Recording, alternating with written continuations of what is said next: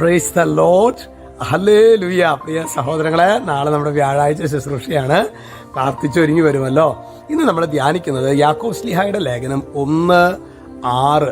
അതായത് എങ്ങനെയാണ് നമ്മളൊരു കാര്യം, ഈശോയോടൊരു കാര്യം ചോദിക്കുമ്പോൾ എങ്ങനെ ചോദിച്ചാലാണ് അത് ഫലപ്രാപ്തി, ആ ചോദിക്കുന്നതിന് ഫലപ്രാപ്തി വരാനായിട്ട് എങ്ങനെയാണ് ചോദിക്കേണ്ടത്, കർത്താവിനോട് എങ്ങനെയാണ് ഒരു കാര്യം ഉണർത്തിക്കേണ്ടത്, ഇതാണ് ഇന്നത്തെ വചനം പറയുന്നത്.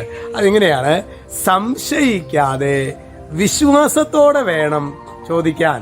എന്നിട്ട് പറയാണ്, സംശയിക്കുന്നവൻ കാറ്റിൽ ഇളകി മറിയുന്ന കടൽ തിരക്കേ തുല്യനാണ്.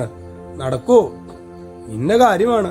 അപ്പോൾ മാനുഷികമായ രീതിയിൽ എപ്പോഴും നമുക്ക് മാനുഷികമായ രീതിയിൽ ചിന്തിക്കാനായിട്ടുള്ള ഒരു ശക്തമായ പ്രലോഭനം ഉണ്ടാകും സഹോദരങ്ങളെ. അതിനാണ് പരിശുദ്ധാത്മാവ് ഇല്ല എങ്കിൽ നമുക്ക് വിശ്വാസം എന്നത്, ഹെബ്രായ ലേഖനത്തിലെ അതിന് വിശ്വാസത്തിന് ഒരു ഡെഫിനിഷൻ കൊടുക്കുന്നില്ലേ? വിശ്വാസം എന്നത് പ്രത്യാശിക്കുന്നവർ ലഭിക്കുമെന്ന് ഉറപ്പ്, കാണപ്പെടാത്തവ ഉണ്ട് എന്ന ബോധ്യം. സാധാരണ ഒരു മനുഷ്യനെ സംബന്ധിച്ച് അങ്ങനെ ചിന്തിക്കാൻ പറ്റില്ല. കാരണം അവന് ലോകപ്രകാരമാണ് ചിന്തിക്കാൻ പറ്റുള്ളൂ. ഇത് ശരിക്കും ആത്മാവ് ഒരു വ്യക്തിയിൽ വന്നാൽ മാത്രമാണ് വിശ്വാസത്തോടെ.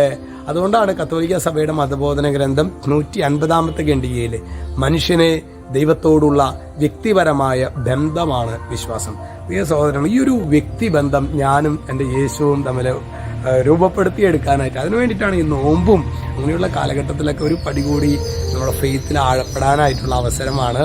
നമുക്ക് പ്രത്യേകമായിട്ട് ഈ നോമ്പ് കാലഘട്ടത്തിൽ എന്തായാലും നോമ്പൊക്കെ എടുത്തിട്ടുണ്ടല്ലോ, ശരിക്കും പ്രാർത്ഥിക്കുക, ഈശോയെ ഞങ്ങളുടെ വിശ്വാസത്തിന് കുറച്ചും കൂടി ആഴമുള്ളൊരു വിശ്വാസം. ലോകപ്രകാരം നോക്കുമ്പോൾ അസാധ്യമാണ്, പക്ഷേ കർത്താവിനോട് ചേർന്ന് അത് വിശ്വാസത്തിൽ നേടിയെടുക്കാൻ വേണ്ട ഒരു ദൈവകൃപ കർത്താവ് ഞങ്ങൾക്ക് നൽകണമെന്ന് പ്രാർത്ഥിക്കാം.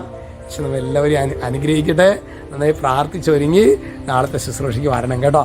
നമ്മളെല്ലാവരും അനുഗ്രഹിക്കട്ടെ. രക്ഷിതാവ് യേശുക്രിസ്തുവിന്റെ നാമത്തിൽ ആശീർവദിക്കുന്നു, ഇപ്പോഴും എപ്പോഴും എന്നേക്കും. ആമേൻ.